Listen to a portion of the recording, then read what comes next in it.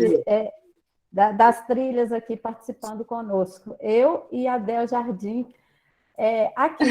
A gente já começou a gravar, gente? Pode falar aí. Bom dia a todos. Sejam bem-vindos, né, a mais um encontro aí realizado pela Rede de Empoderamento. Lembrando que esse projeto aí é um projeto da DPI, Diretoria de Políticas para a Pessoa Idosa, com recursos do Fundo Municipal do Idoso. Hoje o nosso encontro aí vai falar sobre a agroecologia. Vou pedir para que todos deixem os microfones desligados, tá? Para não dar interferência. Caso vocês tiverem alguma dúvida, quiserem acrescentar, né, compartilhar algo aí conosco, utilize a ferramenta que a gente tem aí, né, que é a mãozinha, que fica próxima ao microfone, à câmera. Caso vocês não conseguirem, pode acenar também, porque a gente está aqui de olho em vocês, tá bom? Essa oficina está sendo gravada, para que ela possa estar disponibilizada para vocês posteriormente lá na nossa rede social. E também para divulgar também o trabalho aí do professor Marcelo. Qualquer dúvida, como eu disse, vocês podem estar auxiliando aí a questão da mãozinha, do Google Meet. E sem mais delongas, vamos começar hoje com o nosso professor Marcelo. Ou, Alba, você quer apresentá-lo? Isso. Marcelo, gente, eu conheci através dos projetos da prefeitura. A gente tem que lembrar que os projetos públicos estão aí para todos, né? Aberto a todos. Nós temos muitas coisas bacanas acontecendo aí na área pública e que todos devemos aproveitar. Teve algumas que ficaram um pouco paradas por causa da pandemia, não foi o caso das trilhas, né, Marcelo, que aconteceu assim, igual o nosso, virtualmente.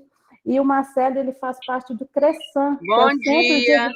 Bom dia, que é o Centro de Referência em Segurança Alimentar. E nós temos algumas pessoas que já fazem esse trabalho conosco, que são as meninas, as nutricionistas. Pegou o cartão? Gente, aos microfones, que são as nutricionistas do Suzan, que é a Juliana, a Viviane. Elas já fazem um trabalho conosco, já passa para a gente algumas coisas relacionadas à saúde alimentar, né, durante a semana. E o Marcelo, ele foi convidado porque nós estamos apaixonados com a agroecologia também, viu? Marcelo é um expert nisso aí, e vocês vão adorar, eu tenho certeza. E a partir de agora, eu acho que o Marcelo vai ter que abrir mais umas 10 turmas durante o ano para atender todo mundo. Tudo bem, Marcelo? É com você. Gente, muito obrigado. Primeiramente, agradecer aí, né, a Rede de Empoderamento, saudar a todos e todas. E eu costumo dizer assim, eu sou um aprendiz, sabe, assim, um multiplicador dessa ideia, desse cuidado com a vida, desse cuidado, sobretudo com... eu costumo dizer que a gente faz uma agricultura da vida, a não o contrário. Eu estou permitindo aqui a entrada como se eu estivesse na trilha da agroecologia de costume aqui, eu já estou permitindo acesso na sala, me desculpa que é o hábito. Mas, então, me apresentando um pouco, eu queria saber quanto tempo que eu disponho aqui para fazer essa apresentação, só para eu me organizar, por favor.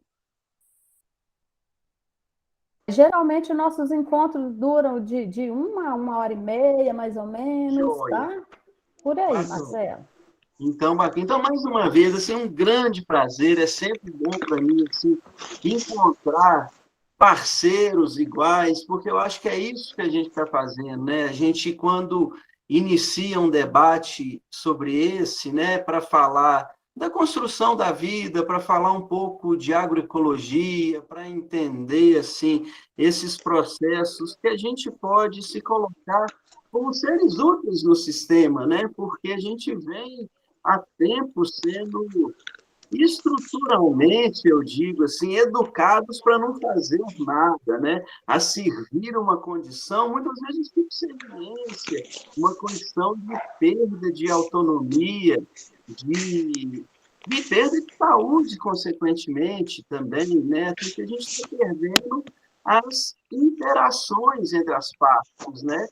E a gente sabe que a natureza, em toda a sua abundância, ela funciona de forma conjunta, né? É um cuidando do outro.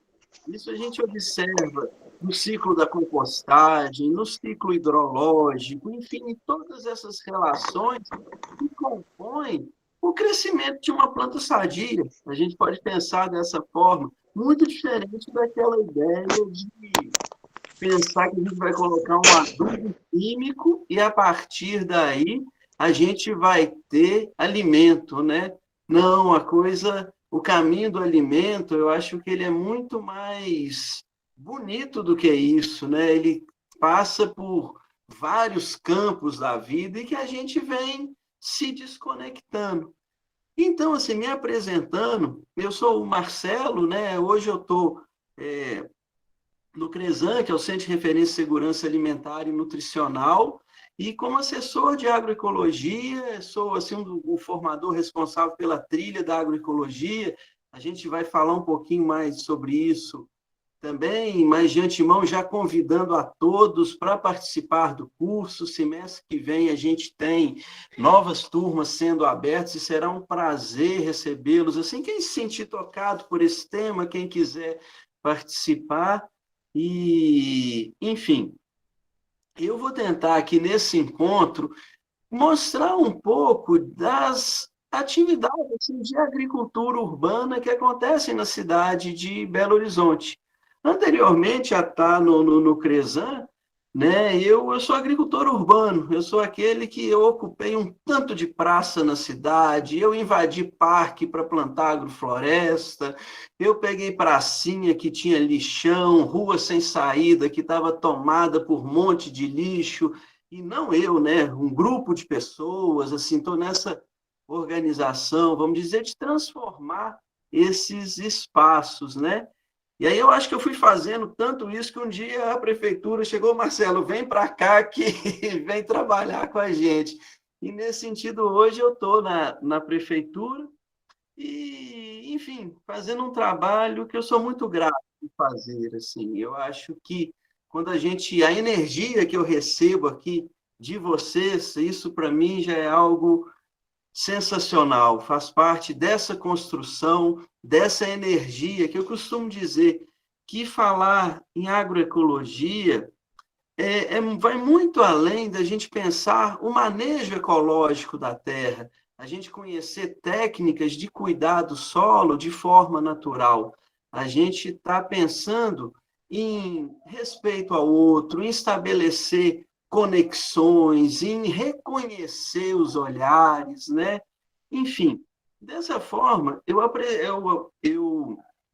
preparei uma apresentação para a gente discorrer um pouco sobre essas hortas que tem na cidade, não só hortas comunitárias, mas agroflorestas, hortas geridas pela prefeitura, por comunidades, e queria apresentar isso para vocês, essas experiências, e, enfim, eu não sei como é a dinâmica, eu, por mim, como eu digo na trilha, podem me interromper, a gente vai fazendo a conversa aqui, mas sim, fiquem à vontade, também não quero quebrar protocolo nenhum aqui da organização. Eu vou entrar com uma outra conta para eu poder fazer essa apresentação, e aí a gente inicia.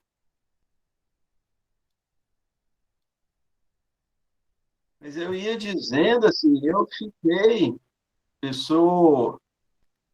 trabalhei anos com televisão, sou diretor de TV, e assim, desligar aqui, eu acabei de entrar. Mas chegou uma hora na minha vida, depois de ter passado pela trilha da agroecologia, eu sou da primeira turma da trilha. Então, assim, isso que eu vejo acontecendo. Outro dia uma aluna chegou para mim, da EAN, inclusive, né, que assiste vocês também. Tipo, Marcelo, o que aconteceu? O meu marido está querendo ir para a roça, tinha 3 anos ainda, que é para a gente aposentar, a gente está combinando isso, e aí ele está na trilha e está querendo ir embora, está querendo implantar, e eu falei, beleza, é isso que a gente quer fazer na trilha mesmo, sabe? Achei super legal, mas enfim, tem esse bichinho que pega a gente, e isso aconteceu comigo. Em 2018, eu passei pela trilha da agroecologia, e a partir daí, assim, outras coisas fizeram mais sentido para mim. E por aí eu larguei uma carreira de 30 anos que eu tinha de TV, de radiocomunicação, e fui fazer agroecologia, fui ser agricultor, assim. Costumo dizer que hoje estou como agricultor urbano, mas eu quero mesmo ser camponês. Esse é o meu objetivo ali, de ir para a terra, sabe? Na simplicidade mágica que ela traz, sabe? Mas, enfim, vou tentar apresentar de forma sucinta uma apresentação sobre as hortas urbanas na cidade. Vocês me veem aí, né?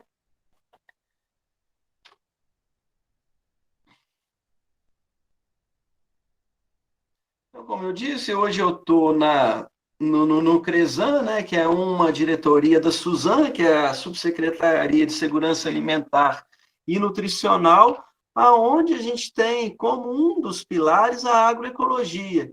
Assim, não só relacionada à alimentação, às relações, enfim, um pouco disso que a gente vai falar aqui um pouco.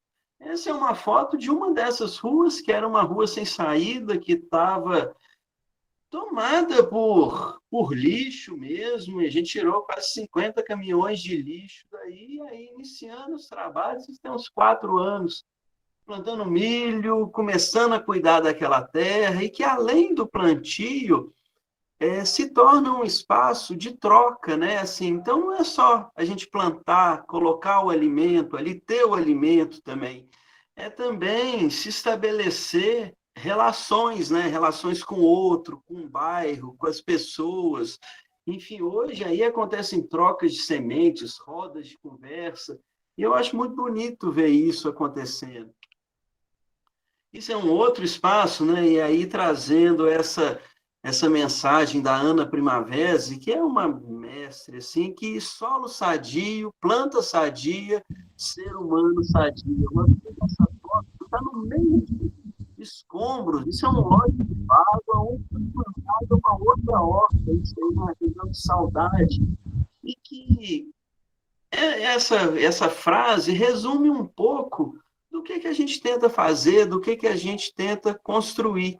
E porque essa relação de um solo vivo está justamente com a relação que a gente tem com o nosso próprio corpo, com a nossa própria saúde, né? Eu costumo dizer que se a gente fala em água, né, aonde a água que compõe o planeta aí, cerca de 70%, essa mesma composição está no nosso corpo, né? Aproveitando, estava conversando com o senhor Yoshiro há pouco, tem assim um provérbio oriental, não sei exatamente da onde, mas que eu gosto muito, que fala que a água que está no meu corpo é a mesma que está no seu corpo, né? E nisso a gente se reconhece enquanto unidade, a gente se reconhece enquanto um ser vivo integral, a gente reconhece aí a mãe natureza, eu acho muito legal pensar dessa forma. Eu vou passar por algumas, enfim, algumas descrições, assim, de forma bem breve, para a gente entender o que é o conceito de agricultura urbana, de agroecologia, para a gente fazer esse caminhar aí durante esse encontro de hoje. Então, a agricultura urbana, né, ela assim, não se vai se referir apenas à produção de agrícola em espaços urbanos.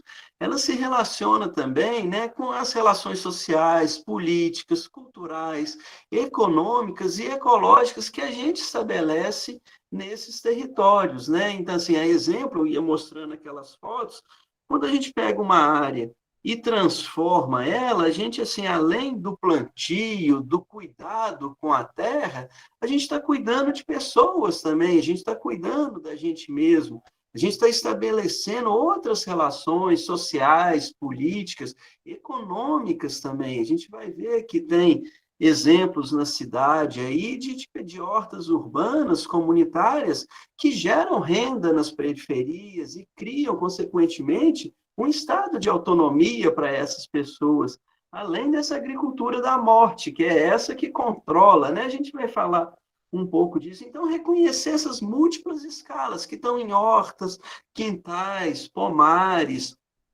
agroflorestas, assentamentos, né, quilombos, a gente tem quilombos nas cidades, a gente tem, assim, povos originários, assim, vivendo, assim, nas periferias da cidade. Então, isso pede muita atenção para a gente, né? E um outro conceito, assim, para a gente, de forma muito breve, né, assim, a gente falar o que é a agroecologia, né? A agroecologia, assim, como ciência, ela se estabelece aí por volta dos anos 80, mas se sistematiza. Mas é importante a gente reconhecer nessa construção todas as agriculturas que fizeram parte desse caminhar. E a gente pegando aí desde 1910, 1912, agricultura biodinâmica, né, assim, de Rudolf Steiner, e que se alia também, assim, a práticas pedagógicas, né, o Waldorf, enfim, que já integra um novo olhar diante de como cuidar da terra, né?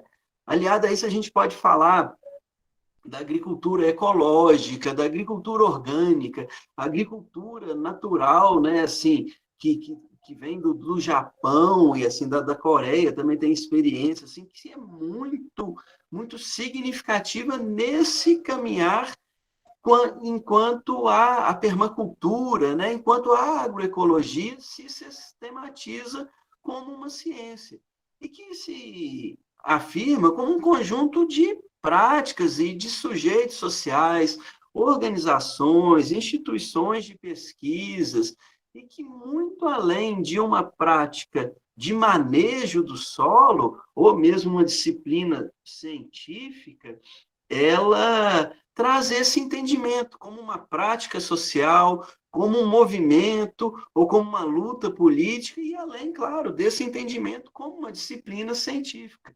E que abarca, né, assim, nessas dimensões dela, questões como a sustentabilidade, a soberania e segurança alimentar, as relações justas, né, o respeito à natureza e às pessoas, a democracia e a participação, e esse caminhar de mãos dadas, né, esse caminhar de reconhecer a nossa unidade mesmo, enquanto seres, e seres muito especiais que eu acho. Eu só acho que a gente, em atitudes muito desconectadas da natureza, a gente vem tomando um caminho muito equivocado enquanto humanidade. E a exemplo disso, a gente vê as mudanças climáticas acontecendo, uma série de desequilíbrios, né, que vêm permeando a nossa realidade, sobretudo aí a gente falar de 1970 para cá, né, dos últimos 70 anos, eles foram muito significativos e muito acelerados nesse processo, né, assim, de repente muitos insumos químicos entrando no uso da terra, a forma de cuidado com o solo e, consequentemente, com as pessoas, né? A gente estava falando há pouco de qual que é a vantagem da gente trocar o cerrado, um bioma assim ancestral, com mais de 45 milhões de anos, por campos de soja, de milho, de cana, e que vão servir para quê? Para a produção de ração para gado, e que a gente pegasse a pegada ecológica desse processo, a gente pensa, poxa, a gente está trocando as raízes profundas do cerrado e esse bombeamento mesmo que essas raízes fazem, né, distribuindo água a nível assim nacional para todo o nosso território, né, por campos muito rasos. E consequente e alinhado a isso, expropriando o homem do campo, não reconhecendo direitos, né? Assim, e assim, a própria questão da riqueza, essa riqueza serve a quem? Que a gente percebe que o agronegócio hoje, ele pertence a um grupo muito seleto, assim, do poder e dos recursos, né? O que eu estou querendo dizer é que o homem do campo, ele não tem a parcela, assim, nessa troca, muito pelo contrário, ele está perdendo a condição, o lugar dele de estar. Então, falar em agroecologia é falar nisso também, em democracia, em participação, né? Em estabelecer relações justas, em ressignificar espaços. E aí algumas dimensões que esses diálogos e convergências que a agroecologia traz, né? Então, a gente não está pensando só em cuidar da terra, a gente pensa muito nisso, a gente ama a terra e tem muito respeito por ela e por toda a vida que integra ela, né? Então, todos os micro-organismos, a micro e mesofauna, as pessoas, os lugares, né? As histórias que carregam, né, esses territórios e que se alinham a essas dimensões. A gente pensa a agroecologia também no campo da saúde coletiva, da economia solidária, da comunicação, do feminismo, da justiça ambiental, né? Da água como não sendo uma mercadoria, como ao direito à terra, né? Assim, a quem que cabe ao homem do campo, ao pequeno agricultor, aos povos originários, aos quilombolas, enfim. Então, todas essas dimensões interagem quando a gente fala do que é a agroecologia.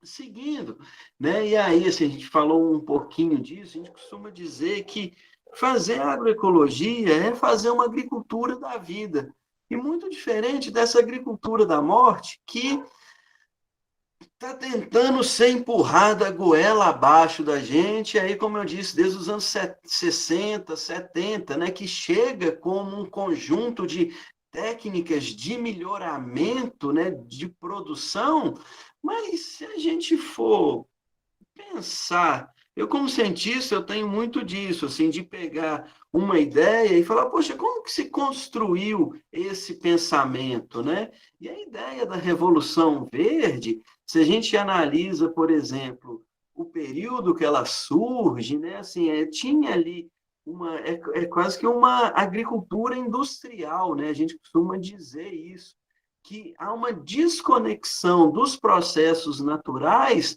para uma forçação de barra mesmo para se usar insumos químicos para a produção, né? Então, assim, havia nesse período da Revolução Verde, né, assim, sendo justificado que, poxa, a gente precisa produzir mais alimento para o número crescente da população mundial, né? E aí eu pergunto hoje, poxa, esse discurso dura 70 anos e a gente ainda tem a fome no mundo, né? Então, assim, será que isso é congruente? Qual que é a realidade disso? Porque o que a gente está perdendo é fertilidade do solo. A gente vê, assim, nesse caminho eurocêntrico aí de produção de alimento e de uso da terra mesmo, que os mares na Europa não existe mais vida. Eles estão indo pescar na África, na Sul América, aqui em outros mares, porque a vida ali foi perdida, né? Assim, os rios estão mortos, a exemplo disso, a gente vê exemplos na França, né? E tantos outros, né? Que foram. E baseados em quê? Consumo, consumo, consumo, e falta de cuidado com a terra, né? Então, tem um quadro aqui que eu gosto muito, que vai nesse sentido da gente, quando a gente fala em agroecologia e agricultura da vida, eu acho que é um termo que talvez seja mais amplo, mais interessante. A gente está falando em cultivar e não em explorar, né?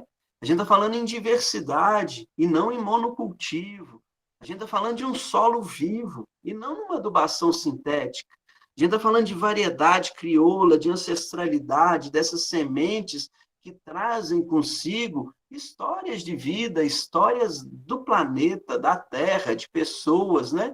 E não de uma adubação sintética, baseada em insumos que assim, há uma produção química excedente diante do período de guerra, sobretudo Segunda Guerra Mundial, Guerra do Vietnã, e a gente sabe que, por exemplo, a Bayer, a farmacêutica Bayer, é a mesma que produz o Roundup, é a mesma que produz uma série de insumos químicos, né? Então, assim, havia, nesse período mundial, um excedente de produção química, e eles falaram, poxa, o que eu faço com isso? Ah, vou fazer adubo, né? E assim, só que nisso adoeceram as plantas, adoeceram a nossa alimentação, desconectaram a nossa relação enquanto ser vivo, né? Então, quando a gente fala que, por exemplo, os agrotóxicos, a gente há uma perda de equilíbrio biológico, né? Há uma perda assim, da alimentação saudável que a gente precisa, né? Para nutrir o nosso corpo. E assim, pensando que desses, assim como uma planta que precisa de micro e macronutrientes para se formar, a gente precisa de alimentos saudáveis também para se formar e formar as nossas múltiplas interações, né? Então, nesse sentido, quando a gente fala de agricultura da vida, a gente está falando em abundância, não em escassez. A gente está falando em conservar, não em degradar, em cooperar, né? Assim, em sustentabilidade, no melhor sentido da palavra, e, sobretudo, em amor e cuidado, porque é uma relação de amor que a gente estabelece, né? Assim, eu costumo dizer que, para fazer uma poda, isso é uma relação de amor e de, assim, de entendimento com aquele ser vivo, sabe? A planta sempre fala para a gente. Muitas vezes me perguntam, Marcela, minha plantinha está doente com isso e aquilo outro. Eu falo, olha, eu sou da teoria que não tem fórmula, sabe? Assim, que cada situação é uma situação. E essa agricultura da vida tem muito a ver com isso, com observar o sol, os ciclos da lua, a umidade, observar o que está naquele ambiente, né? E isso é cuidado, isso é carinho. E uma planta, quando a gente basta chegar para ela e falar, oi, como é que você está, sabe? O que você está precisando aí, né? Assim, ela te responde, ela te fala, e ela já toma outro corpo. Isso é a primeira coisa, né? Então, e esse reconhecimento da vida, eu acho, sobretudo, assim, o mais importante, sabe? Porque é uma relação de troca, né? Então, seguindo, pessoal, eu não sei se eu estou falando rápido demais, vocês vão me orientando aí, tá bom? Apresentando um pouco, assim, dessas hortas urbanas em Belo Horizonte, assim, alguns modelos de organização, assim, que eu reconheço, assim, dentro dessas experiências que eu tenho pela agricultura urbana, de se plantar na cidade, né? A gente percebe que existem hortas que estão ali focadas na produção, na comercialização, e tem, como eu disse, assim, muitos locais, assim, tem a Feira da Agricultura Urbana na cidade, tem os pequenos comércios, assim, então a gente tem essa produção agroecológica que gera renda, e tem grupos que se organizam nessa geração, é um tipo de organização. Mas temos também outros tipos, assim, que se envolvem mais com as práticas sociais, educativas e culturais. Então, assim, não estão tão focadas naquilo, em produzir para vender, mas nos mutirões, nas trocas, na ressignificação dos espaços, né? Assim como eu ia mostrando uma rua que era um lixão, a partir do momento que você tem ali associações de bairro se juntando naquele espaço para fazer trocas de semente, para fazer trocas de uma maneira geral. Então, assim, é uma outra forma de se produzir na cidade também. E uma outra que se associa às práticas de saúde, né? As práticas integrativas de saúde, medicinais. Então, tem hortas medicinais também, tem hortas que praticam Liangun, enfim, assim, essas práticas que se associam mais diretamente à saúde. Entretanto, a gente percebe que há um entrosamento entre todos esses campos. Eu tentei sistematizar isso só porque nessa apresentação são diferentes dimensões e modelos de organização que tem na cidade. Aqui vocês veem, isso aqui é uma horta já com foco comercial, assim, lá no Ribeiro de Abreu, aqui embaixo, no quintal do seu Antônio, que fica na beira da Avenida Antônio Carlos, aqui uma estufa já mais, né? Não estou vendo. Essa fica ali no Shopping Boulevard, assim, que não deixa, eu coloquei aqui, porque não deixa de ser uma iniciativa muito interessante, assim. Então, existem todas essas dimensões de se produzir. E é claro, eu costumo dizer que se você planta um vasinho com uma cebolinha na sua janela, você já é um agricultor, sabe? Assim, e você ter uma plantinha dentro de casa, assim, com um temperinho na cozinha, como que isso já muda as coisas, mudam as relações, né? A Rosângela está com a mão levantada, não sei se ela quer. É Rosângela Maria Conceição? Eu estou querendo uma opinião sua aqui, que você está falando das plantas.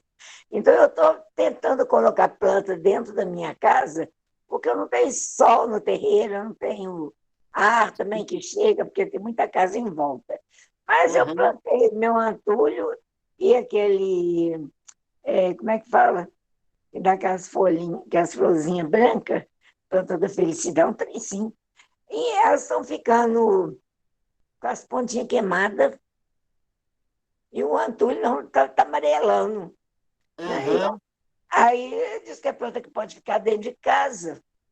Sim, isso é muito importante, essa questão que a senhora traz, porque por ela a gente pode falar de uma série de coisas, assim, que é, primeiro, né, assim, a gente no plantar na cidade tem essas adversidades mesmo, porque a gente precisa de sol, uma planta precisa de sol, né, e muitas vezes, assim, a gente está dentro de apartamento, tem muros, tem prédios que impedem esse acesso.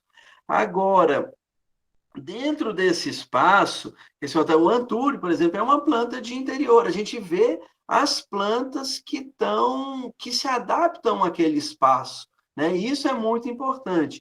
No caso da senhora, eu já identifico assim, por exemplo, pode ser, né, só pela nossa conversa aqui, de forma muito breve.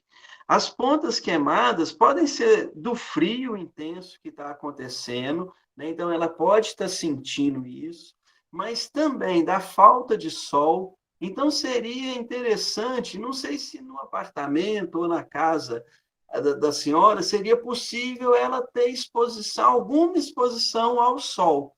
E outra é fortalecer as raízes. Eu vou tentar, ao final aqui do encontro, falar um pouco disso, que basicamente eu gosto muito de usar humus de minhoca, que são disponibilizar mais nutrientes para a planta ficar sadia. Mas o sol é fundamental, umidade é fundamental, cobertura de solo é outra coisa que a gente usa muito, assim, que é justamente para consolidar a vida nesse solo, né? Então, assim, um solo exposto diretamente ali, ele vai se compactando, ele vai tem mais tendência à erosão, e poda também é outra questão. Então, quando a planta está mais sentida, talvez seja a hora de tirar algumas folhinhas, para fazer uma renovação. Mas, enfim, de forma muito geral, claro que cada caso é um caso, mas a gente tem que observar isso, assim, o tipo de planta, ela ser um tipo de planta, no caso, para interior, tá com certos substratos aí, insumos, para fortalecer a raiz dessas plantas, né? E as condições que a gente sempre observa, assim, físicas, químicas e biológicas. Físicas, essa condição do solo, né? A vida que está ali consolidada dentro desse solo, que é a partir daí que vão se disponibilizar os nutrientes que a planta precisa, né? Para estar se tornando mais resiliente, mais forte. Tá? De uma maneira bem geral. Marcelo, aí tem a Rosângela também, que está com a Obrigada. mãozinha levantada aqui. Rosângela, está ouvindo? A gente pode falar. Liga o microfone, põe o dedo na tela, aí vai aparecer o microfone embaixo, igual um picolézinho. Apareceu? Coloca o dedo na tela, aí vai aparecer uns botõezinhos embaixo. Isso. Eu não estou vendo as gravuras da horta que ele falou. Não está vendo? Ela não está vendo as imagens. Horta comunitária. Deve estar numa janelinha bem pequenininha, Rosângela. Quando Tem umas fotos aí. Agora. Que vai ficar uma imagem bem pequenininha mesmo. Aí você pode... Apareceu? Então, pelo menos ficar perto aqui. Na verdade, era para aparecer aí para você. Ela está ligada na apresentação, geralmente ela aparece. Você está ouvindo ele falando? Estou ouvindo ele, eu só não estou vendo as imagens que ele está mostrando. Estou vendo ele, que eu coloquei na tela cheia, eu estou vendo só ele. Ah, então clica na tela cheia. Clica lá em cima da foto dele, da imagem dele, clica naquele botãozinho. Ou então no tipo alfinetinho que vai aparecer. Alfinetinho, Apareceu? Está aparecendo aqui um negocinho azul.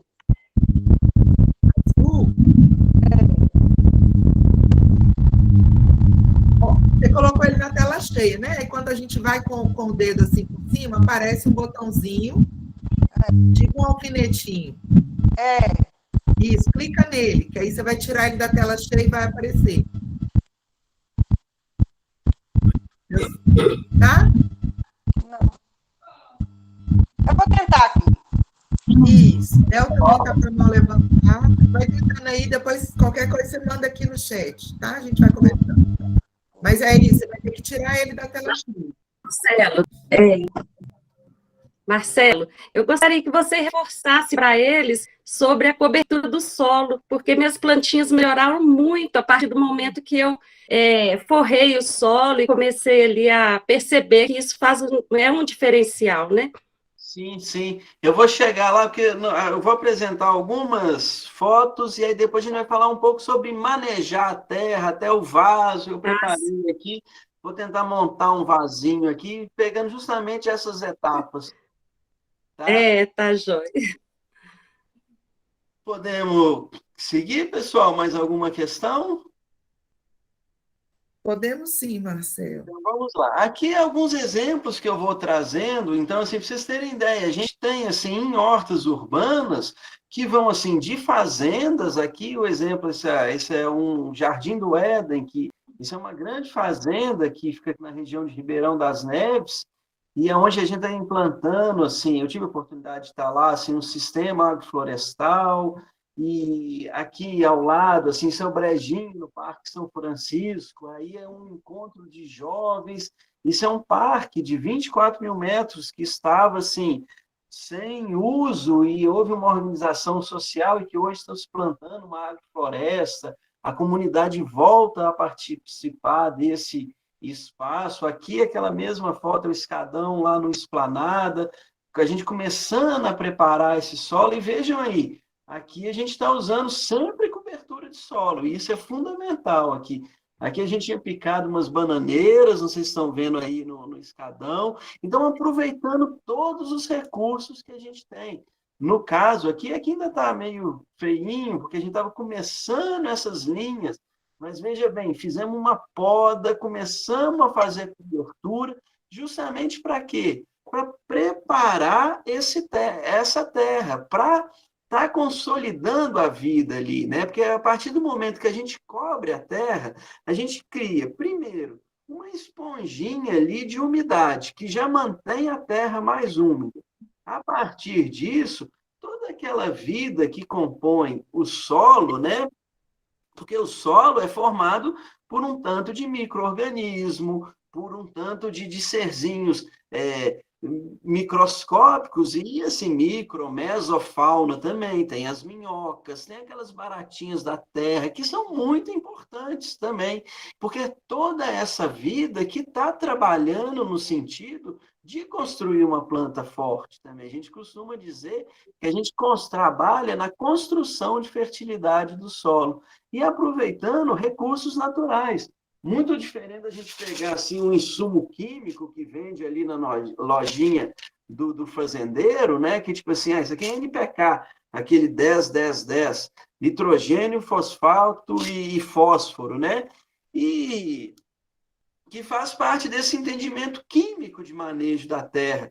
A gente falar de bocache, de micro-organismos eficientes, de produzir, fazer uma compostagem em casa, né? Assim, eu, por exemplo, aqui separei hoje para a gente fazer daqui a pouquinho, Isso aqui é humus do meu minhocário, que está dentro da cozinha aqui de casa. E olha aqui, você pega nisso aqui, gente, é um cheiro maravilhoso de floresta e cheio de vida, cheio de energia que vai tornar essas plantas mais fortes. Eu costumo dizer, a natureza é muito, muito abundante. Voltando na história da fome, né? A fome existe porque ela é estrutural, porque a pobreza é interessante para um domínio vertical que foi estabelecido mundialmente, né? Que a gente sabe que está se perdendo o alimento. Você planta uma taioba no seu quintalzinho ali, a gente não consegue comer isso tudo, né? A terra é muito generosa. Então, quando a gente fala assim de cuidar da terra, isso se alinha justamente a uma ideia de liberdade, né? E como a gente estava dizendo anteriormente, a educação, a agroecologia liberta, e isso traz um certo medo a essa estrutura, né, dominante, vamos dizer assim. Vamos ver mais alguns exemplos aqui. Aqui a gente tem a Alice, lá no alto do aglomerado da Serra, que faz um trabalho maravilhoso na comunidade, compostando resíduos. A dona Júlia, lá no Ribeiro de Abreu. Dona Júlia, nossa, ela é bacana demais. Eu estava fazendo uma entrevista com ela uma vez. Ela cuidava, assim, numa horta, numa igreja, assim, gigante, sabe? E eu perguntava para ela, mas o que aconteceu naquela horta, dona Júlia? Ela, olha, ficou só eu e uma senhora de 85 anos cuidando dessa terra lá. E a juventude toda sumiu, e as duas firmes no propósito. Eu tiro o chapéu para ela e falo assim, dessa força, desse cuidado, assim, faz um trabalho muito legal lá no Ribeiro de Abreu. Aqui um exemplo da Feira de Agricultura Urbana, a gente pensando de como comercializar, né? Isso aqui é a Ocupação Isidora, seu Adão, que está aí, que é uma área assim, de especulação imobiliária, isso é uma ocupação dentro da cidade, e que a maior ocupação da América Latina, né? A Ocupação Isidora, um território de extremo conflito, e que está lá, a agroecologia, ressignificando o espaço, garantindo o direito à terra. Isso é muito legal, né?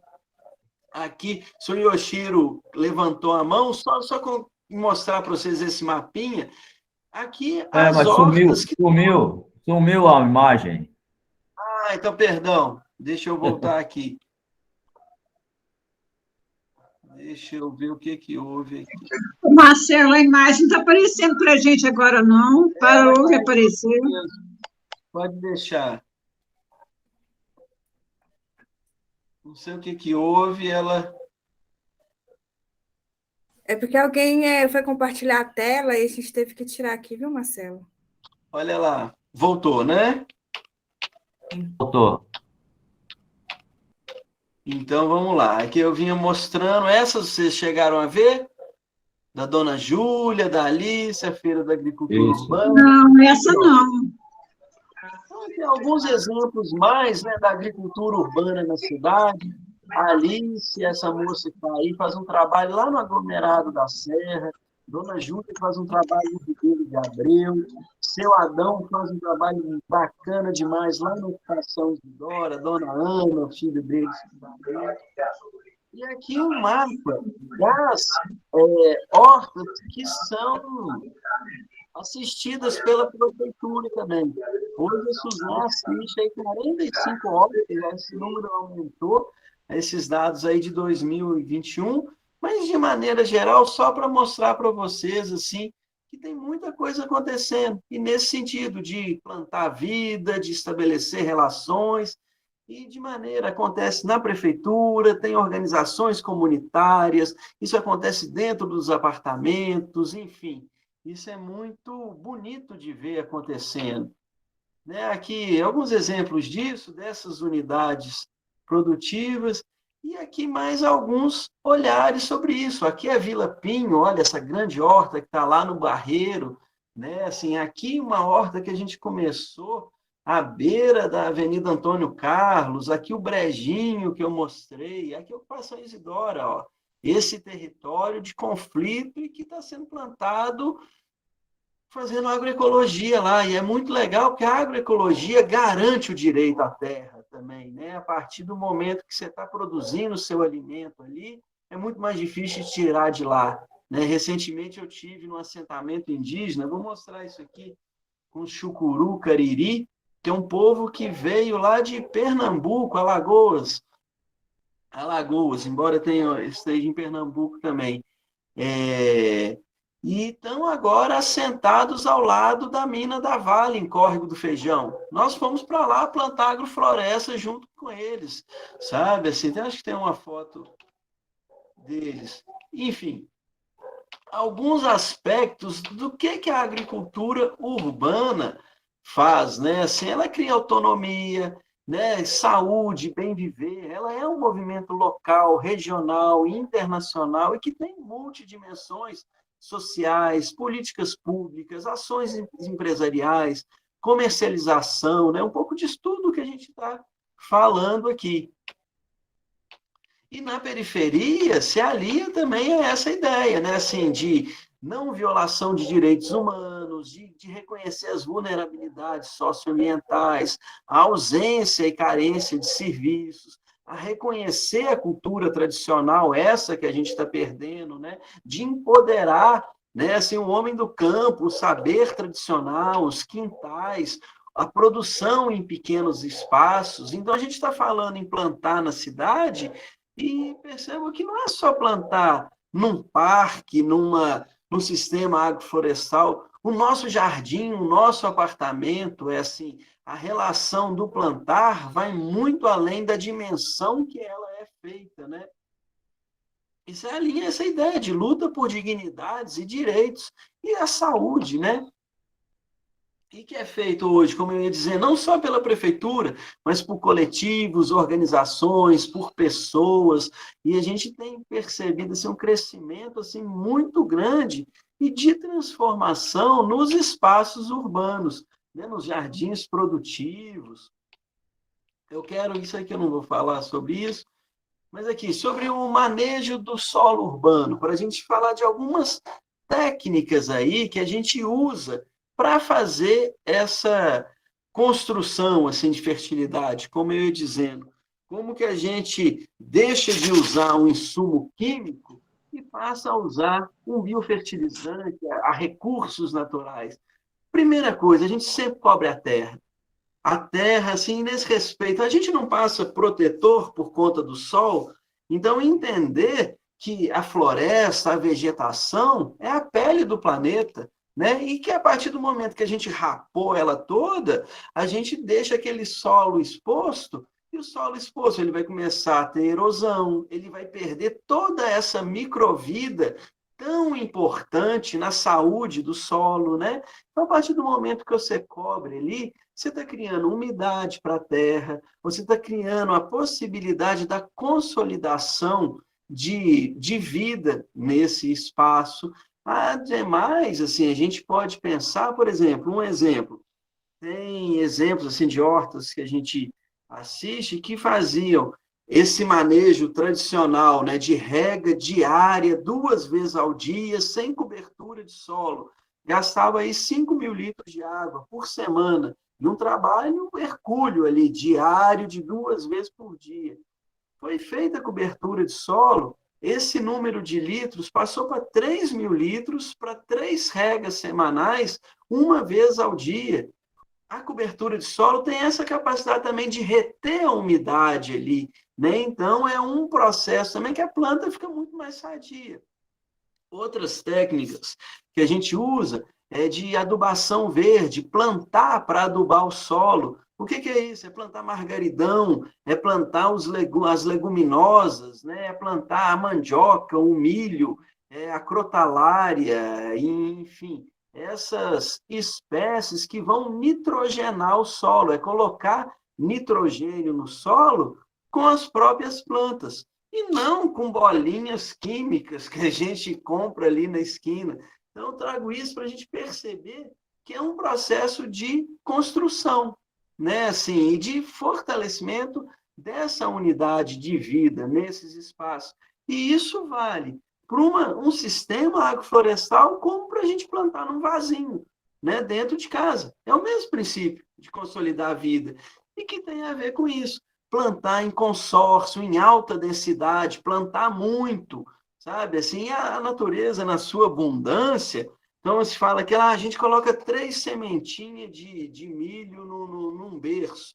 Não, eu coloco 10, e coloco feijão do lado, e coloco abóbora também, e aquele conjunto de vida ali vai se formando.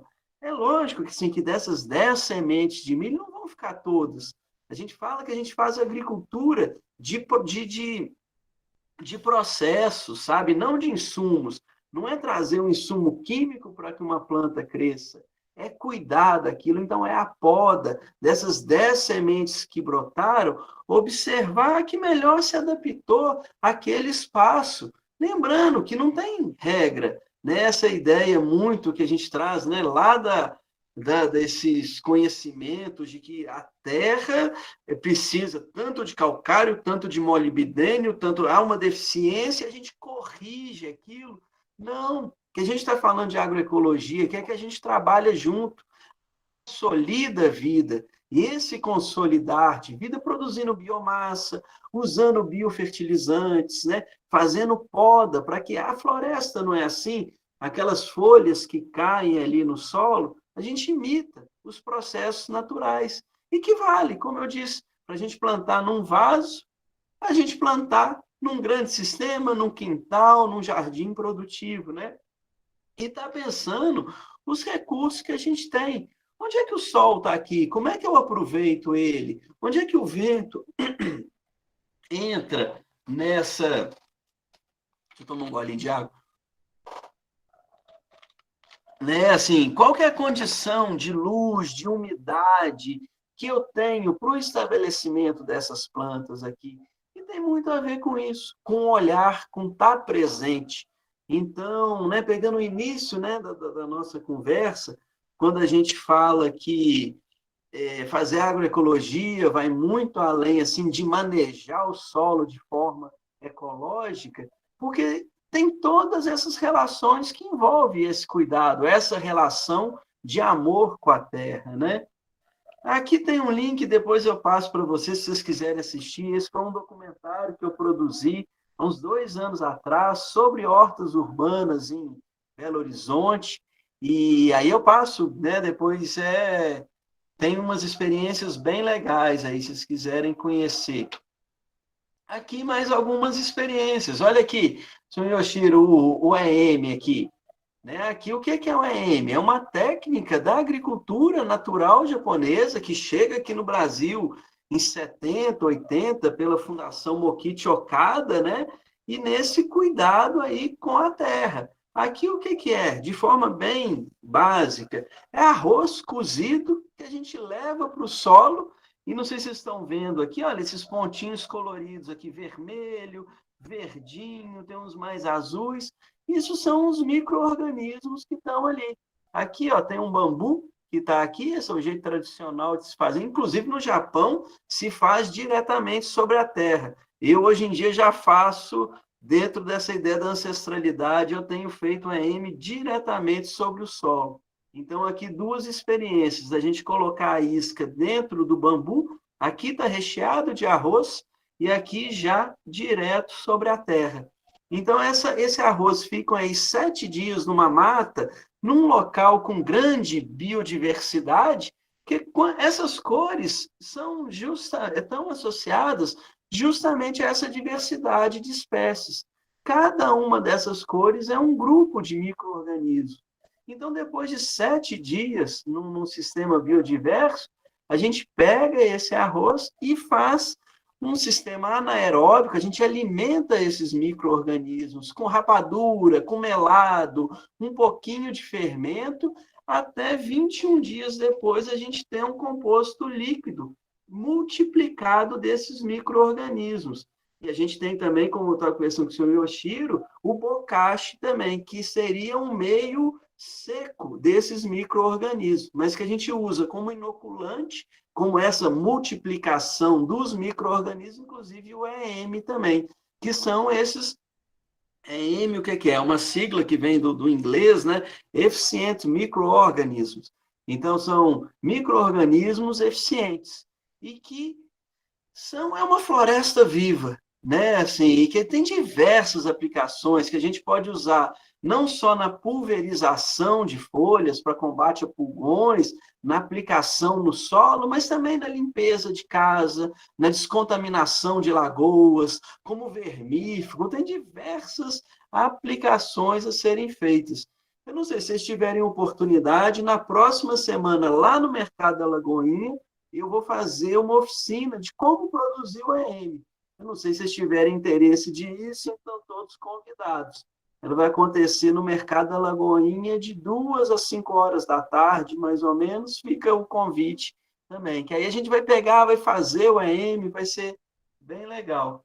Aqui outra coisa, assim, usar sementes tradicionais, crioulas, não modificadas geneticamente, e a gente usa trator, usa facão, usa alicate, tem diversas formas de se manejar o solo urbano nessas hortas, né? Aqui é um viveiro de mudas da Fundação de Parques, então isso a título assim, institucional, de como que a gente está levando também essas mudas para outros locais, porque isso é muito importante. Não é só o plantar, é assim, é produzir essas mudas também, né? Porque a gente tem uma carência assim de muda. Então, eu trago isso para a gente pensar que é tudo um processo também. A mesma preparação da terra, você não vai pegar um solo urbano que está ali judiado, assoreado, enfim, todo, muitas vezes até contaminado, mas você vai colocar uma mudinha de alface ali e esperar que aquela mudinha de alface desenvolva. Não é a hora dela ainda. Então, talvez seja a hora, assim, quando a gente começa a preparar esse processo de consolidação de vida e de sucessão natural, ecológica, né? Cobrindo a terra, fazendo adubação verde. Então, muitas vezes a gente planta, não é para comer o alimento ali, entra com uma mandioca primeiro, porque sabe que daqui, ou um milho antes, vamos fazer uma roça de milho para preparar aquela terra, as raízes estão entrando ali, abrindo, fazendo esse trabalho de aeração do solo, a mandioca é muito boa para isso, o milho, nessas primeiras roças, e aí fazer um consórcio, milho, feijão, abóbora, isso é uma receita assim, milenar que alimentou a expansão do Império Inca e Azteca e Maia, né? Assim, a milpa, né? Como é chamada. Enfim, mas falando isso porque é muito importante a gente pensar essa integralidade dos processos, além de chegar, falando, eu vou pôr uma muda aqui e isso vai vingar, né? E tem as pressões de se plantar em solo urbano, né? Porque muitas vezes a gente planta e a supressão de espécie, a depredação, a violência urbana, a compactação e degradação do solo, muita formiga, rato, escorpião, a gente precisa limpar antes. Aí eu estou falando desses espaços públicos que muitas vezes a gente pega para ressignificar.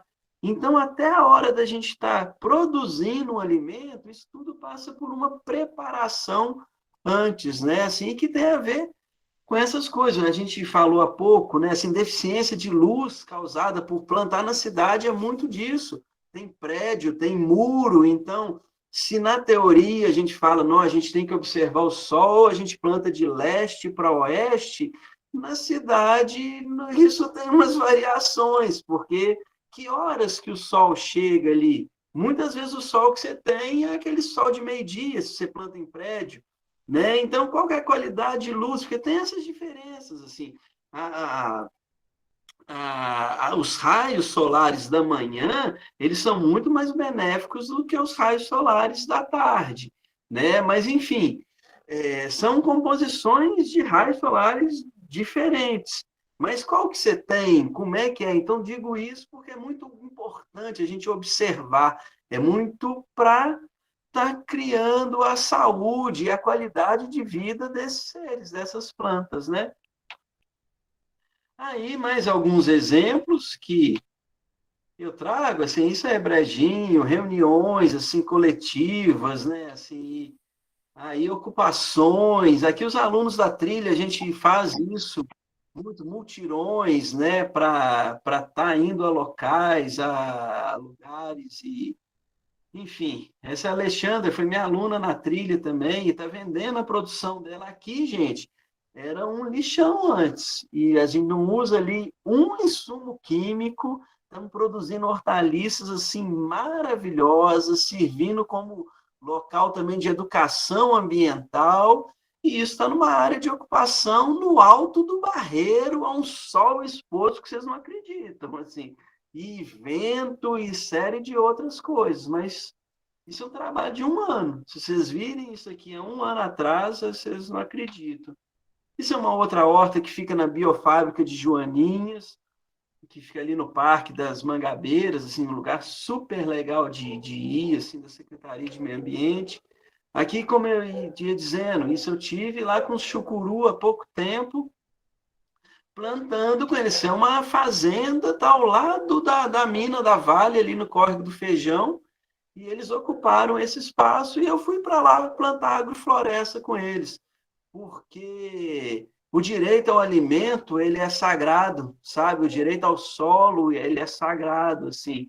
E a gente tenta fomentar essas ações, tenta valorizar isso. Isso eu faço como militante voluntário nos meus finais de semana, vai além do meu trabalho enquanto servidor público.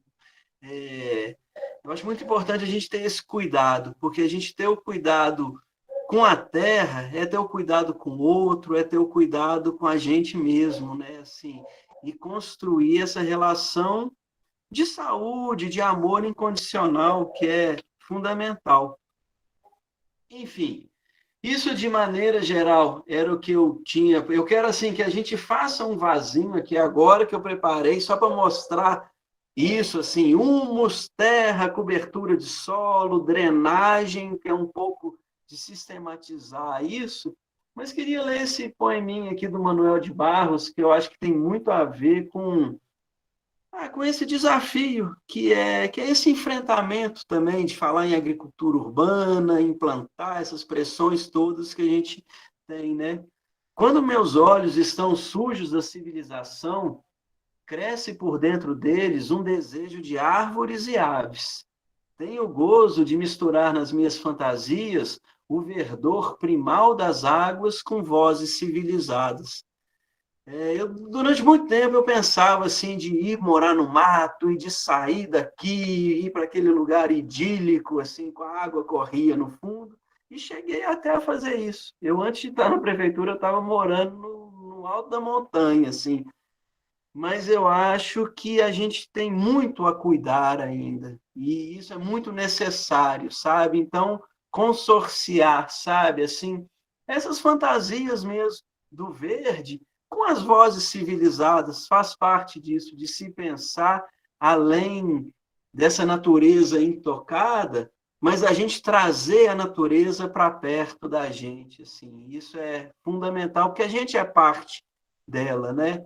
Então, enfim, eu vou passar agora a tentar mostrar para vocês como montar um vasinho aqui de forma bem sucinta e rápida, e entendendo que isso vale para um vaso, mas vale também para você fazer uma horta, e espero que a gente tenha a oportunidade assim, de colocar a mão na prática, de ressignificar espaços e de estar assim, sempre à disposição.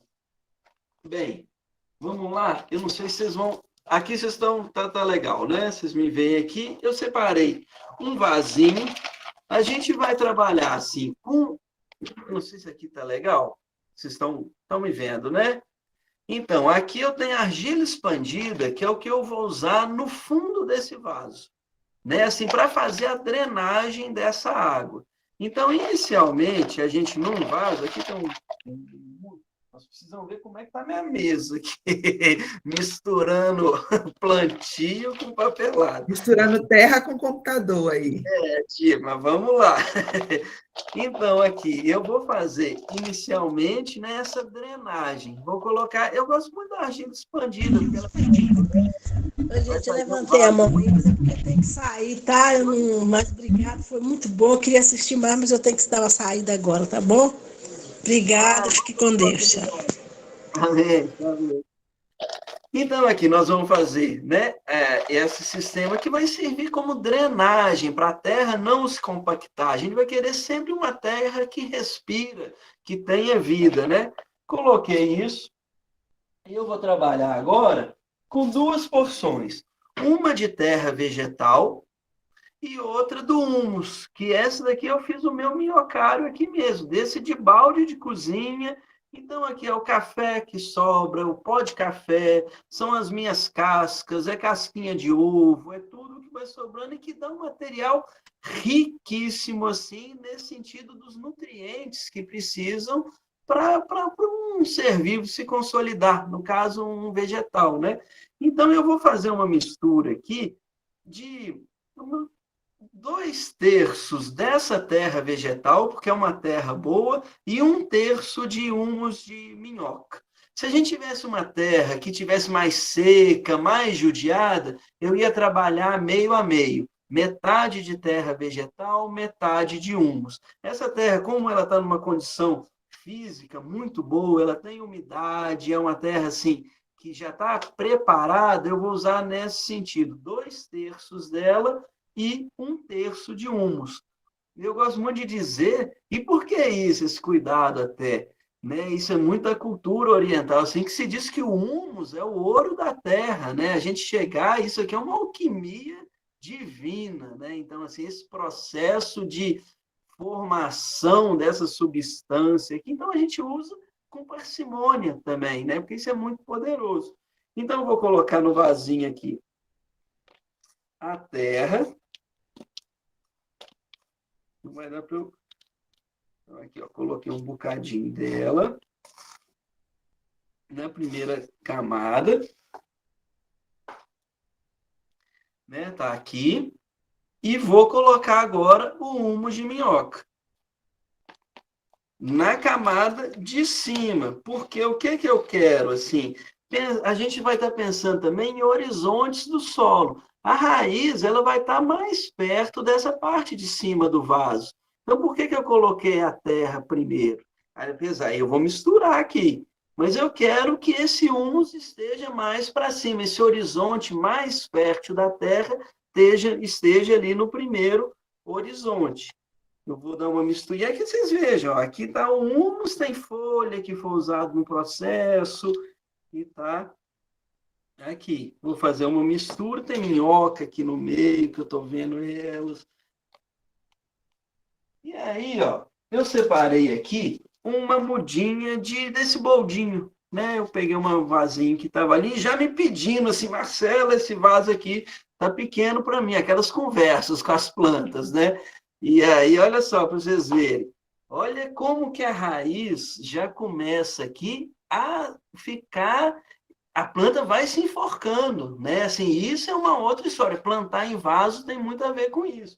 Então, a gente vem aqui, ó, com uma tesourinha e faz uma podinha de raiz, porque a gente quer que ela cresça, né? A partir dali que esses micro e macronutrientes vão tornar uma planta mais forte. Então, isso aqui é uma poda que a gente faz, que é a poda de raiz. É uma poda que assim, a gente não faz usualmente, não. Isso é justamente nesse momento a gente fala, não, ficou pequeno o vaso para uma planta. Ela começa a dar sinais, que pode ser um amarelamento, perda de folhas, né? Enfim. Eu vou dar uma cortadinha nisso, aqui liberar essas raízes. E vou tomar o cuidado também de não desfazer esse torrão, que ele já está consolidado. Porque pensa, poxa, você está tranquilo na sua ali, as suas raízes, o seu negócio, você vai desfazer isso tudo e colocar? Não. Mantenha a integridade desse ser aqui, porque ele já está consolidado. Então, a gente libertou essas raízes, mas mantendo essa condição de vida que ele já tem, né?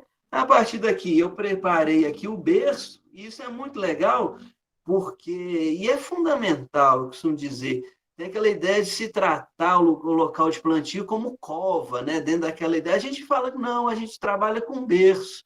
A gente está plantando é vida aqui. Então, a gente tem também esse cuidado com as palavras, com o entendimento das coisas, sabe? Que é justamente todo esse ciclo. Então, eu abri um bercinho aqui, está mais ou menos no tamanho do torrão. Vou colocar ele. Não, ela já gostou. Ela já me falou que agora. Opa! Ela já...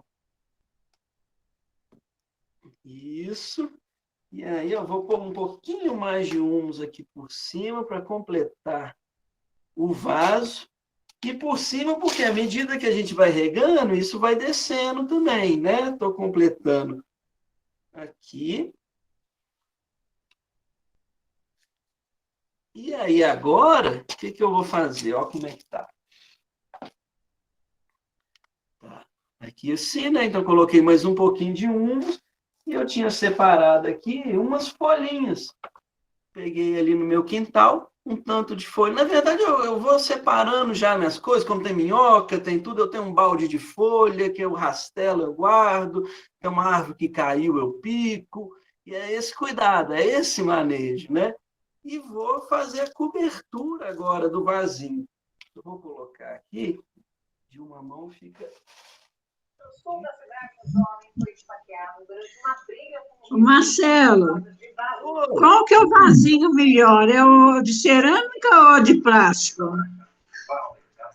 Eu costumo dizer assim, se você for comprar, o de cerâmica é melhor, mas o melhor é aquele que você tem em casa, né? Assim, o de plástico ele esquenta mais, tem uma vida útil mais limitada, mas assim, é mais barato do que o de cerâmica. O de cerâmica é melhor, ele é mais poroso, ele tem uma temperatura térmica muito mais interessante para a planta, porque aqui esquenta, né? Então, mas é aquilo, eu costumo dizer que não tem melhor ou pior, não. Eu acho que você está plantando, isso já é o melhor a ser feito, sabe? Como eu disse, assim, a gente tem um boldinho que vai servir de remédio, uma cebolinha que vai servir de tempero dentro de casa, e aí pode ser assim, pet, o que você tiver, porque é tão possível. A gente pode, numa outra hora, assim,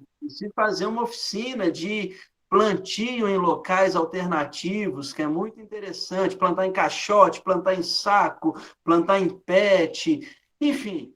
O que eu estou querendo dizer é que eu acho sempre melhor plantar em qualquer lugar do que não plantar, assim. Mas, respondendo a sua pergunta, o de cerâmica é melhor, sem dúvida, porque pelas características físicas, enfim. Eu aqui queria mostrar que eu estou com a árvore da felicidade plantada num copo de liquidificador. Pois é, que legal. Ela virou uma árvore grande agora. Como que eu vou fazer com a coitadinha para passar para um vaso maior? Eu acho que posso conservar ela aqui. Olha, você pode assim fazer uma poda nela, né? Mas a árvore da felicidade, ela é uma árvore que ela vai crescendo, né? Então, seria interessante você fazer o transplante e aí já pensando num vaso maior onde ela vai se estabelecer. Ou então, ela como um bonsai, que aí você vai precisar estar fazendo sempre a poda dela e a condução. Mas tá linda, pelo que eu estou vendo aí, tá linda essa planta. Tá, o vaso é o copo do liquidificador que ia jogar fora. Pois é. Isso é maravilhoso. Olha aqui, pessoal. Também em vaso, hoje eu já como 2 folhas no omelete, já vai nascendo mais 2 para outra semana. Que sucesso, parabéns, lindona.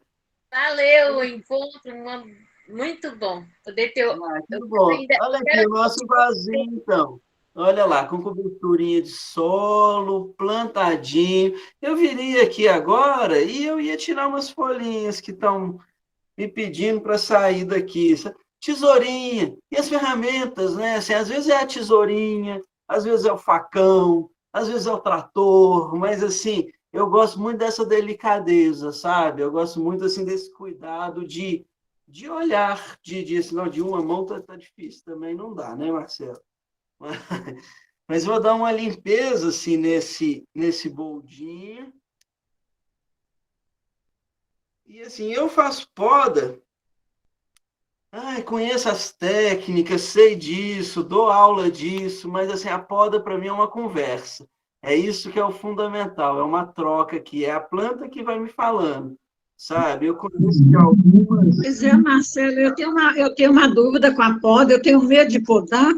Eu tenho umas rosas do deserto, aí eles falam que tem que podar sempre para ficar mais bonito. E eu morro de medo de podar. Eu fico com medo de estragar, de perder, né? Mas assim, conversa com a planta, ela te fala, assim, mas é isso, tem técnica, claro, para fazer. E uma poda mal feita mutila a planta, assim. E pode acarretar um superbrotamento, invasão, assim, por fungos e outros invasores, porque uma poda... eu não gosto muito dessa coisa certa e errado, não, mas uma poda mal direcionada, assim, feita com diversos fatores que influenciam nisso, pode acarretar aí um desequilíbrio do sistema, sem dúvida, assim, sabe? Então, é muito importante conhecer a espécie, e, enfim. Pessoal, aqui, ó, para vocês, eu acho que ficou bonitinho o vaso de boldinho de remédio. E aqui, humus, terra vegetal, né? Pensando, a gente tem uma camada de drenagem, a gente tem uma camada de terra, a gente tem uma camada de solo mais enriquecido de humus e terra aqui, e tem uma cobertura de solo. Então, dedicado para vocês o boldinho aqui. E eu queria agradecer demais. Você é ótimo, Marcelo, você explica muito bem. Você é excelente. Você é professor do UFMG? Eu pretendo ser, eu estou trabalhando para isso, sabe? Excelente. Ainda não, mas você, eu sou muito bem na prefeitura, né? Mas eu pretendo, um dia eu chego lá no UFMG. Foi muito bom, gostei muito. Agora, não sei, eu te falei 1h30. Eu me mantive no tempo. Aí vocês conduzem, eu estou à disposição aqui, tá, pessoal? Tem umas mãozinhas levantadas aqui também, tem um pessoal querendo falar com você, né? Tem umas mãozinhas aqui, a Del está com a mãozinha levantada já tem um tempo. Dá tempo aí? Está em tempo ainda, Del, para você perguntar? Isso, aí que aí a gente consegue organizar melhor. Isso. Na realidade, eu quero dizer, só pontuar que agroecologia é promoção de saúde no envelhecimento. Então, isso aí eu estou trazendo aqui para o cuidado com as pessoas que eu lido, que é o cuidado com a terra, com as plantinhas, e uso isso assim como ferramenta mesmo de promoção de saúde no envelhecimento. Então, estou amando, Marcelo.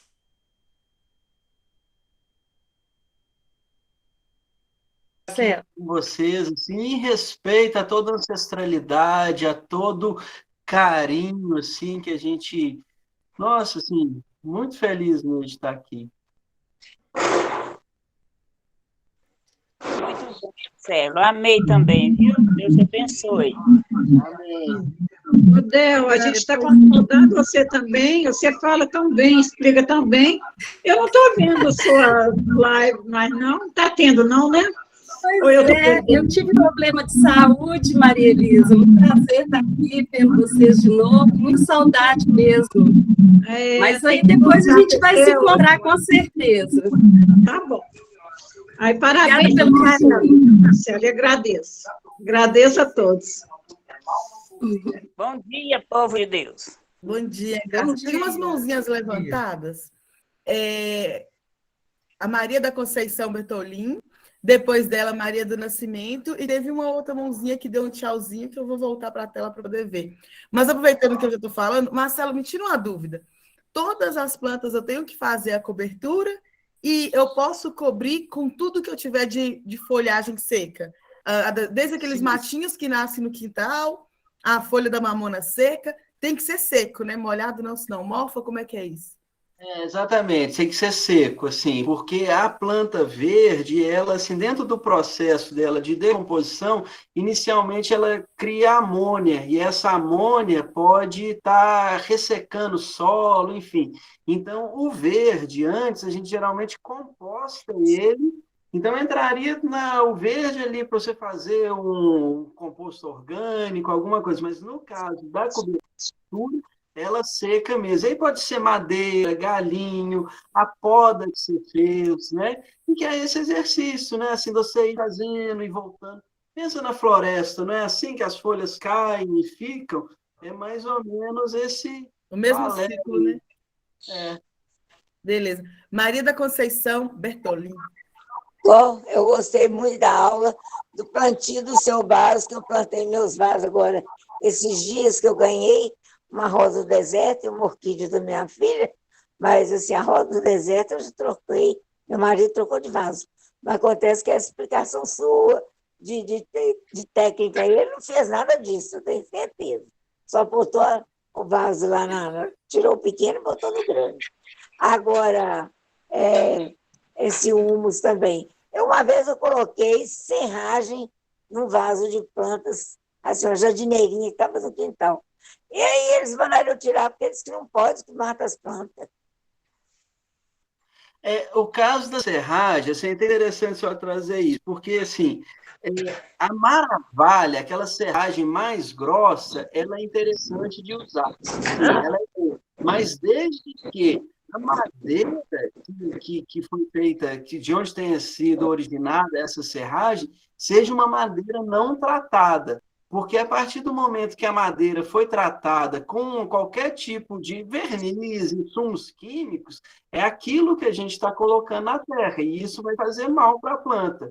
Então, assim, a serragem, a maravilha, né, assim, mais grossa e de madeira não tratada, ela é boa para fazer cobertura, para usar. Mas a serragem fina, ela sufoca a terra, porque ela cria uma espécie de uma trama ali, então a terra deixa de respirar. E a gente tem que pensar nisso, que é um ciclo, né? Na água ela não está indo, o nível não está chegando, enfim, processos biogeoquímicos que acontecem ali. A serragem muito fininha é como se fosse uma camada ali por cima que não deixa a terra respirar mais, e isso aí realmente não é bom. Foi o que aconteceu. Obrigada, viu? Tá bom. Gente, eu conversando. Próxima na lista é a... Deixa eu olhar aqui. Agora sou eu, Chiro. Desculpa, seu Chiro. É porque tinha um outro nome aqui. Sou eu, Chiro. Seu microfone está desligado. Depois a Marisa de novo. A Marisa está com a mãozinha levantada. Eu não sei se dá para ver aí. Estou vendo o abacaxi. E cheio de capim em volta. Vivo. Não sei se é muito bom, mas... No caso do capim, assim, por exemplo, vamos lá, o abacaxi, ele é ótimo para a gente estava falando desse processo de sucessão natural, né? Então, o abacaxi é das plantas que vem primeiro, porque ele se estabelece num solo ácido, ele vai nessa, então a gente geralmente faz linhas de abacaxi. Eu aqui estou falando de linhas, porque estou acostumado com agrofloresta, mas assim, pensar nesses processos, o abacaxi é muito importante. E a questão de consorciar aí as gramíneas, o mato, é super legal, mas é manejo. É estar roçando esse mato para essa matéria orgânica ir fazendo justamente a cobertura do solo, né? Aqui o sítio que eu moro mesmo. Eu cheguei aqui há 1 ano e meio, assim. Eu moro na periferia de Ribeirão das Neves, uma terra bem judiada, sabe, gente? E cheguei aqui e falei, vamos cuidar. Chegou no C, é seu, né? E a técnica que eu usei aqui é justamente essa, assim, chovia, o mato crescia, eu roçava, caía, crescia, eu roçava. Bom dia, eu amei a aula, mas não vou poder continuar participando. Até mais, desculpem. E, em segundo lugar, eu queria agradecer, foi uma palestra assim, muito boa, e, na verdade, eu tenho uma área aqui, mais ou menos, até regular. Só que ela está em cima do cimentado, porque era uma quadra de esportes. Aí o que eu fiz? Levantei uns tijolos e enchi de terra, mas ela está um pouco judiada, sabe? Eu não estava colocando humus, nada disso daí, sabe? E tá meio desprezado, sabe? Mas por causa da pandemia também, eu não podia sair para fazer compra. Eu estou saindo só para médico e dentista, por causa da minha idade. Mas o senhor me reavivou a chama de querer tratar melhor ainda a minha terra. Porque então eu consegui, beleza. Não, como o da abacaxi deu muita muda, deu mais de 20 mudas. Que beleza. Aí eu replantei, mas nessa área eu preciso fazer a cobertura ainda. Sim. Porque já estava passando o tempo, né? E eu precisava plantar rápido. Aí plantei mais de 20 mudas. E meu irmão já tinha me falado da cobertura, mas eu não dei muita importância, sabe? E agora o senhor me deu a força para eu cuidar cuidar melhor da minha terra. E é essa troca, né, senhor Chiro? A gente está cuidando da terra, ela está cuidando da gente. Esse que é o grande barato da história, então, né? é uma gratidão que eu tenho ao senhor por me dar essa força novamente. Eu que agradeço, assim, que eu costumo dizer. Tenho que cuidar melhor da terra. Muito obrigado. Muita gratidão pelo senhor. Obrigado. O Franter está com a mão levantada, né? Foi isso? Isso. Eu queria, primeiro, falar da minha felicidade de ver a Adélia, e boa, bonita. Bom dia. E é o seguinte, Marcelo, eu tenho uma técnica de fazer coberturas de terra que eu uso muito coco, porque eu tomo de manhã e aquilo dá um lixo muito grande. Então, eu desfio ele, assim como a mulher fica fazendo crochê e tricô, eu vou desfiando o coco. Eu fico as 2 horas desfiando aquilo, sempre quando eu tenho prazo, né? Quando eu tenho tempo, eu fico desfiando e faço a cobertura. Inclusive, nos vasos, em vez de eu colocar aqueles possível, eu coloco a fibra, porque ela, além de drenar, ela mantém a umidade. Sim. Então é isso. Eu estou muito feliz de ter te conhecido e ter visto sua entrevista. Foi muito bacana, você expressa muito bem, igual todo mundo falou. Que bom. Eu que agradeço. Eu ponho minhoca na cabeça de vocês aí. Eu que é super legal, assim, nossa, gente. Ô, Marcelo, só falando, o seu Franter tem alguns vídeos na internet, né? E dentre eles ele ensina plantio também, né, seu Franter? Eu quero ver, me manda depois, assim, que eu quero ver demais. Você já tem um contato do Marcelo, manda o link lá do seu Franter para ele. Aí você curte, compartilha, viu, Marcelo? Que o seu Franter é o nosso youtuber. Pode deixar, é um prazer. Nós estamos aí juntos. Sim. Marcelo, eu fiquei curiosa, assim, fiquei lembrando, eu cometi um erro, eu sempre cometo o mesmo erro que você falou aqui, eu não tinha entendido isso. Que às vezes, quando dá vontade de plantar, eu já vou lá e planto. E aí, quando você falou, às vezes ainda não é o momento, né? Então, assim, da terra, de cuidar, isso faz muito sentido, porque realmente eu vou lá e planto. Mas eu vejo que ainda não é o momento. E aí você falou dessa junção da mandioca, o milho e a abóbora. Tem uma época do ano que é mais adequada, ou qualquer hora que... Alguma sugestão, assim, para fazer isso? Olha, assim, planta precisa de sol, de água e de micro e macro e de atenção, né? Assim, tem épocas melhores para plantio, sem dúvida. A gente pensar que a primavera, agora mesmo, assim, é uma época muito mais desafiadora de se plantar, mas, entretanto, assim, no inverno a gente planta aveia, sorgo, tem as culturas de inverno também. E lembrando que uma coisa é a gente pensar isso em solo tropical, só para a gente começar a ter essas ideias das dimensões de plantio, que não tem forma. A verdade é isso. A gente tem que observar. Eu costumo dizer muito isso, sabe? Assim, plantar dá. mas vai depender dessas condições, assim, de umidade, de exposição ao solo, de temperatura. A gente sabe, por exemplo, estou preparando aqui para fazer oficina de AM na próxima semana. Estou cheio de arroz cozido ali que eu vou levar para a mata para colocar.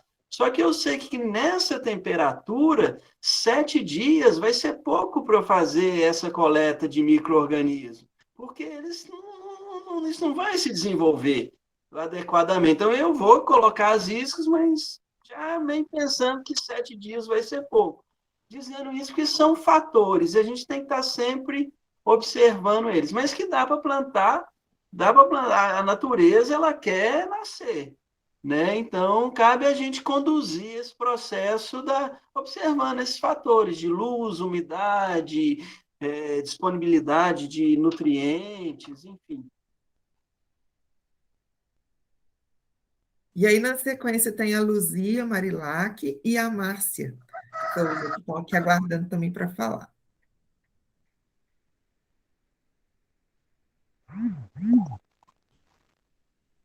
A Luzia. Pode falar, Luísa. Marcelo, foi um prazer te conhecer, porque lá no Centro Cultural onde eu frequento, nós temos uma horta comunitária aqui no Letícia, não sei se você sabe. Então, a gente tem um programa, a Sabrina leva a gente para visitar a horta. Nós já fomos em Vespasiano, aí ela leva. Então, lá nós temos esse projeto, e eu gosto muito. Eu vou muito para baixo de Ponte Nova, uma cidadezinha lá de uma menina que é igual a minha filha. Eles fizeram o sistema de plantar banana no meio do café. Mas essa banana é mais a água, para aproveitar a água, porque ela não dá muito boa qualidade, não. É para alimentar os animais. Aí ficou um projeto toda vez que eu vou lá nessa plantação. E nós fizemos aqui na UniBH, nós fizemos o primeiro nódulo, teve hortas e jardins. Só que a pandemia veio, agora nós estamos esperando reabrir de novo. E eu gosto muito. Eu sigo a Ana Paula Lagoano, eu sigo o Chico Abelha, eu sigo o Roceiro Principiante, então eu gosto muito. Fiquei muito feliz com essa aula. Muito obrigada. Eu que agradeço. Valeu demais. É o Centro Cultural Venda Nova, né, Luísa e Marilac? Lá tem uma horta muito bacana, viu, Marcelo? É uma horta lá que cada família adotou um canteiro, e aí eles desenvolvem essa horta lá. Eu já tive o prazer de conhecê-lo. Se eu tiver oportunidade, eu vou lá. A gente vai ter. Com certeza Agora a gente vai ter outras oportunidades. Com certeza. Agora a pandemia atrapalhou tudo, né? Está reabrindo agora, mas pé de manga, pé de acerola, pé de limão, foi tudo que está produzindo, foi nós que plantamos. Agora a hortaliça vem de novo, porque a pandemia, né, acabou com tudo. Obrigada. Obrigado. Deixa eu falar agora. Pode falar. Ô, Marcelo, primeiro eu gostaria de cumprimentar, foi super interessante a sua palestra.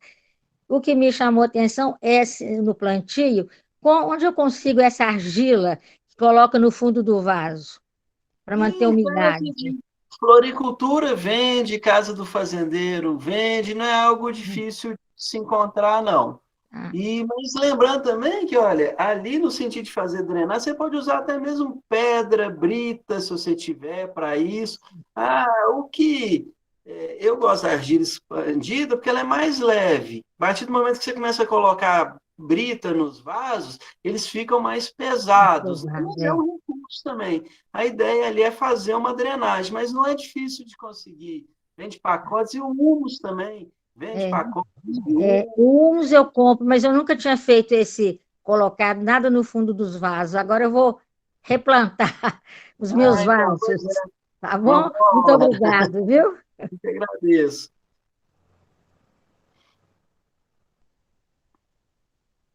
Tchau, eu vou sair, que hoje eu vou limpar meu chuchuzeiro, Marcelo. Que beleza! Tchau. Márcia, você está com a mãozinha levantada. Obrigada, viu, Luísa? Obrigada. Márcia, pode ligar o microfone? Não ligou ainda não.